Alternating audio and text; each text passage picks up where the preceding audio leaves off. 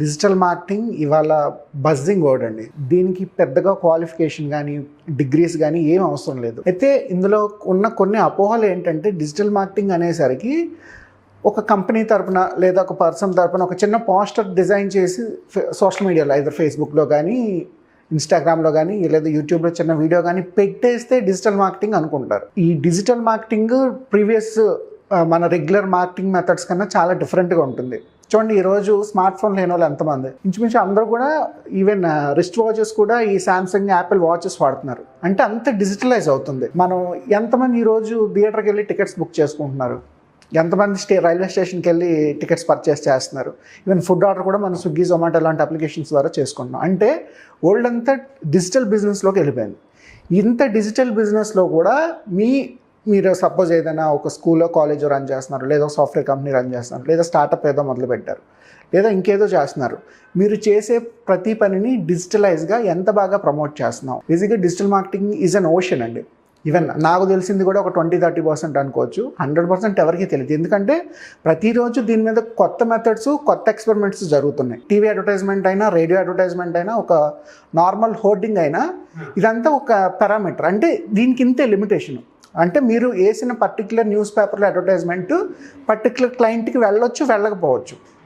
But digital మార్కెటింగ్ను ఒక lead campaign run చేస్తే ఎలా జరుగుతుంది అంటే, సపోజ్ అమీర్పేట లొకేషన్లో 18 to 50 years మధ్యలో వాళ్ళకి మాత్రమే, లేదా మేల్ ఫీమేల్ ఎవరికైనా సరే పర్టికులర్గా సెట్ అయిన ఏజ్ గ్రూప్కి సెట్ అయిన లొకేషన్లో మనం ఒక 2,000 రూపాయలు యాడ్ పెడితే అయిపోతుంది. మీరు న్యూస్ పేపర్లో ఒక అడ్వర్టైజ్మెంట్ వేయాలంటే 50,000 అవుతుంది. అది ఎంతవరకు రీచ్ అవుతుందో తెలియదు. బట్ జస్ట్ 2,000-3,000 రూపీస్తో పర్టికులర్ క్లయింట్ని మీరు ఫోకస్ చేయొచ్చు. రీసెంట్గా చూసుకుంటే క్రెడ్ అప్లికేషన్ ఉంది. క్రెడిట్ కార్డ్స్ పేమెంట్స్ కోసం క్రెడ్ అనే అప్లికేషన్ అందరూ యూజ్ చేస్తున్నారు. బట్ ఈరోజు క్రెడ్ చేస్తున్న బిజినెస్ ఏమీ లేదు. వాడంతా ఫ్యూచర్ అనలిటిక్స్. అంటే క్రెడిట్ కార్డ్స్ ఏ పర్సన్ ఏ లొకేషన్లో ఎక్కువగా యూజ్ చేస్తున్నారు అంటే, మీరు సినిమా థియేటర్స్కి ఎక్కువ క్రెడిట్ కార్డ్ యూజ్ చేస్తున్నారా, రెస్టారెంట్స్కి ఎక్కువ యూజ్ చేస్తున్నారా, షాపింగ్కి యూజ్ చేస్తున్నారా, ఏ లొకేషన్లో యూజ్ చేస్తున్నారా అనే అనలిటిక్స్ ఫ్యూచర్లో రిప్రజెంట్ చేసి వాళ్ళు కార్పొరేట్ కంపెనీస్కి సేల్ చేసుకుంటారు ఆ డేటాని. సో మీరు ఎక్కడ చేసినా ఈ డిజిటల్ ప్రెజెన్స్ అనేది ఉంది. ఇలాంటి ట్రెండింగ్లో ఈ డిజిటల్ మార్కెటింగ్ ఎంతవరకు యూజ్ అవుతుంది అంటే, ఒక 20,000-30,000 పెట్టే న్యూస్ పేపర్ యాడ్ కన్నా ఒక 5,000-10,000లో పెట్టే డిజిటల్ మార్కెటింగ్ లీడ్ క్యాంపెయిన్ మీకు మంచి రిజల్ట్ ఇస్తుంది. ఇప్పుడు మీరు ఒక ఇంజనీరింగ్ కాలేజ్ పెట్టారు, మీకు కావాల్సిన వాళ్ళు ఎవరు 15 to 17 మధ్య ఉండే స్టూడెంట్స్. ఏ location across Andhra Pradesh, across India ఎక్కడైనా రావచ్చు మనకి students. Majorly Andhra Pradesh, Telangana states అనుకుందాం. ఈ స్టేట్స్లో 15 to 17 ఏజ్ గ్రూప్లో ఎవరైతే స్టూడెంట్స్ ఉన్నారు, మేల్ అండ్ ఫీమేల్, వీళ్ళకి మాత్రమే మనం యాడ్ రన్ చేయాలనుకుంటే పర్టికులర్ ఎవరైతే Instagram users, Facebook users, YouTube users ఉన్నారో వాళ్ళకి అడ్వర్టైజ్మెంట్ ప్లేస్ అవుతుంది.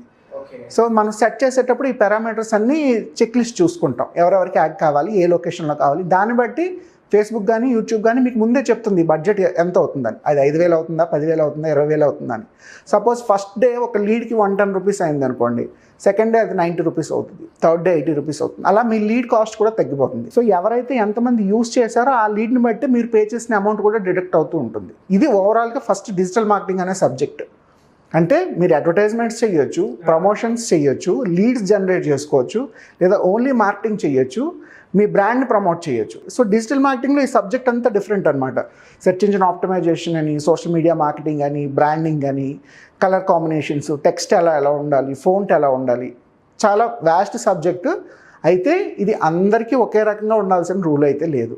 ఇంతకుముందు మనం ఒక లీడ్ క్యాంపెయిన్ రన్ చేస్తే 2 months 3 months వరకు ఫేస్బుక్ దాన్ని ఒకే రకంగా ట్రీట్ చేసేది. అంటే క్యాంపెయిన్ రన్ చేసేది, దానికి మనం డబ్బులు పే చేసేవాళ్ళం. ఫేస్బుక్ వాళ్ళకి, గూగుల్ వాళ్ళకి మనీ దీని నుంచి జనరేట్ చేస్తారు. ఇప్పుడు వాళ్ళు ఏం చేస్తారంటే ఎవ్రీ మంత్ వాళ్ళ ఆల్గారిథం చేంజ్ చేస్తారు.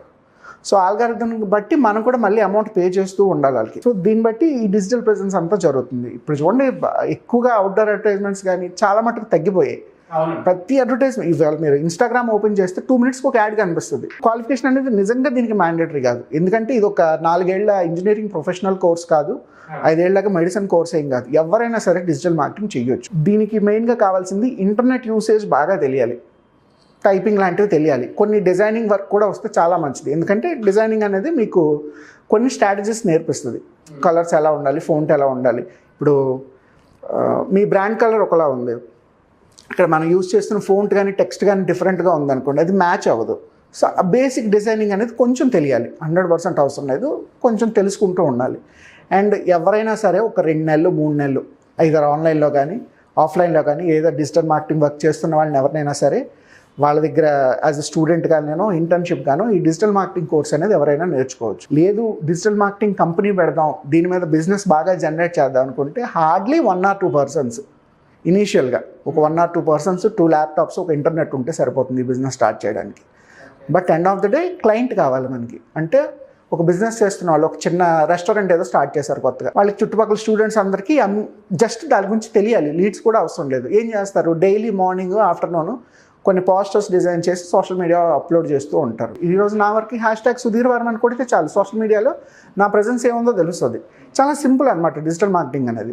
అయితే క్లయింట్ని బట్టి మనం చేసే వర్క్ని బట్టి ఈ బిజినెస్ అనేది ఇంప్రూవ్ చేసుకోవచ్చు. ఇనీషియల్గా ఒక 50,000 1 lakh రూపీ పెట్టుకున్నారు అనుకోండి, ఒక చిన్న ఆఫీసు, ఒక 2 ఎంప్లాయీస్, ఒక సాలిడ్గా 4-5 క్లయింట్స్. సో ఇప్పుడు ఈరోజు రేపు డిజిటల్ మార్కెటింగ్ ఫలానా వాళ్ళకి పనికొస్తుంది, ఫలానా వాళ్ళకి పనికిరాదన్న లాజిక్ అయితే లేదు.